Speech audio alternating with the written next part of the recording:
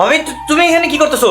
এমনি তোমার একটা ঝামেলা চলতেছে, পরে বিপদ হয়ে যাবো। বিপদ নিয়ে আমি ভাবি না। তুই এত অসুস্থ আর আমি পাশের রুমে ঘুমাবো, এটা হয়? হাইছে নাটক দেখাইতে। তোমার লেগে তো আমি পানির মধ্যে গেছি আর জ্বর উঠছে, এখন আইসে আমার মায়া দেখাই। আমি বলছি তুই পানিতে গিয়ে ঝাঁপ দে। আইসে ধরতে পারলে তো আমার একদম দিতা মায়ের তুমি, এর লেগে তো আমি নামছিলাম। কিচ্ছু হইতো না। কিছু হতো না মান। আচ্ছা যাই হোক ভাবি, জানো তুমি যে জায়গায় আইছো না, আমার না ভালোই লাগতেছে বুঝছো, মনে হইতেছে আর জ্বর নাই, জ্বর চলে গেছে। এটা কেমন কথা? আমার সাথে জ্বরের কি সম্পর্ক যে আমি আসলে আমার জ্বর চলে গেল? আছে আছে কিছু না কিছু তো একটা আছে বুঝছো, যার কারণে জ্বর আইছে যদি সামনে থাকে তাহলে জ্বর এমনি চলে যায়। তোর এইসব বাজে বাজে কথা কে বলছে? কে আবার করবো, জ্বর কইছে। তোর এই পাকনা কথা বলা জীবনে শেষ হবে না। তুমি যতদিন আমাকে বাড়িতে আসো ততদিন এরকম পাকনা পাকনা কথা আমি কইই যাও।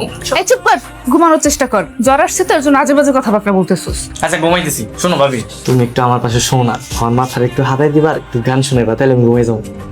ওরে শয়তান স্যামরা, তোর জ্বর আসছে না অন্য কোনো ধান্দা? হ্যাঁ আরে সারো ভাবি, আমি তো অমনে কই নাই, আমি তো দুষ্টামি করে কইছি, তুমি না সিরিয়াস হয়ে গেছো।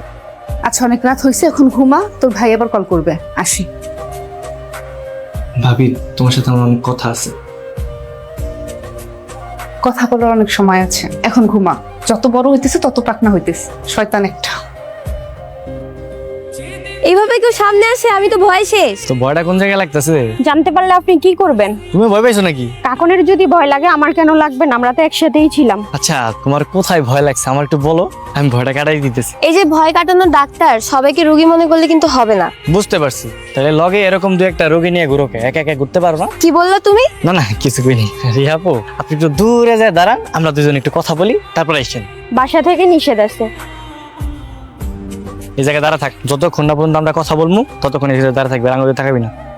দেখো তুমি যা শুরু করছো, বাবা জানতে পারলে কিন্তু সর্বনাশ হয়ে যাবে। আরে বাবা জানলে তো সর্বনাশ হইব, তাই না? জানবো না তো। কি বলবা বলো? আসলে বলতে তো চাই অনেক কিছু, কোনটা দিয়ে যে শুরু করি। তোমার ভাবিকে নিয়ে শুরু করতে পারো, যাকে নিয়ে তোমার এত এত স্বপ্ন। আমাকে নিয়ে তো তোমার কোনো স্বপ্ন নাই। তুমি তো এই যে ভালো একটা মুডে ছিলাম, মানে মুডের মধ্যে দিলা খোঁচাটা দিয়া। আমি কি এখানে ভাবিরে নিয়ে আইছি, তুমি ভাবিরে নিয়ে কথা কইতেছো কেন? তাহলে যা বলবা তাড়াতাড়ি বলো। আজকে রাইতে না আমি তোমার বাড়ি যাও। আমার বাড়িতে কেন যাবা? তোমার সাথে রাতের আধারে জ্যোৎস্নার আলোতে আলোকিত হতে চাই, জ্যোৎস্নার আলোতে বহুদূর চলে যেতে চাই শুধুমাত্র তোমার সাথে। ওরে আমার ঢং, তোমার ঢং দেখলে আমার মনে হয় কি মনে হয়? যে সামান্য কিনা আমার বাবার সামনে যেতে পারে না, সে নাকি আমাকে নিয়ে যাবে জ্যোৎস্না রাতে আলোকিত হতে। যেদিন আমার বাবার সামনে যে দাঁড়াতে পারবা, সেদিন তোমার সাথে জ্যোৎস্নাতে না মঙ্গল গ্রহে যেতেও রাজি আছে। এই রিয়া আয়, আমরা চলে যাব। আমি কিন্তু রাতে ভয় পাই। এমন একটা বাপের ভয়ে কোনো কিছু করতেও পারে না। তুমিও তো ভয় পাও।